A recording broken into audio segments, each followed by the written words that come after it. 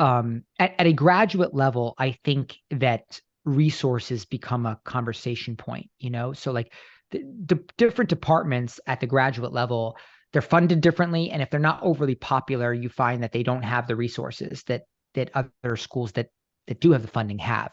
At the undergraduate level, you don't see that as much because it's like this is our undergraduate program and they all have to be reasonably good for us to be a good undergraduate school.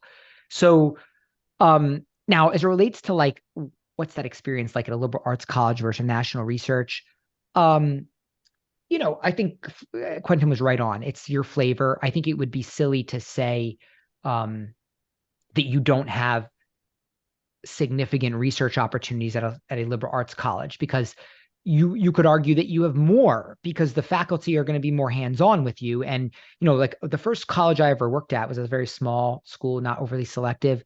The faculty were ridiculously hands-on with these students. Like they were really connected.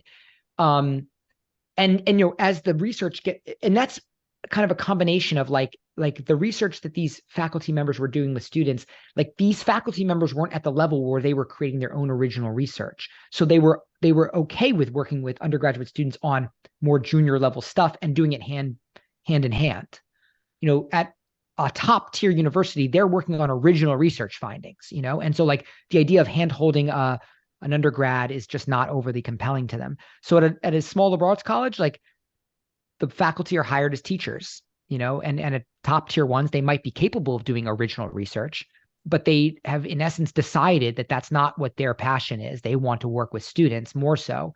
And then at the national research universities, um, it's really not even you really actually could argue it has nothing to do with like it's the university structure. Like in order to get tenure, you have to have published a certain number of things. And so their focus just shifts away from students and on to say, like, so all of that being said, at a national research university, most of the time, you're not going to notice this. It's not like the teachers are not engaged. Like usually what it is that the intro level classes, they're a little larger. You're going to get a 50, 100, 150, depending on the school we're talking about. Like you can see that happen at an intro level psych class. It'll never happen at a small liberal arts college. They sell you on the 20 students in the class. And then in order to handle that, they have TAs, and so these TAs are generally pretty good and pretty helpful. But, some people say like, I don't want a TA. I don't want a student. I want the faculty member. And if that's what you want, at the intro level at a national research university, I think you might find that you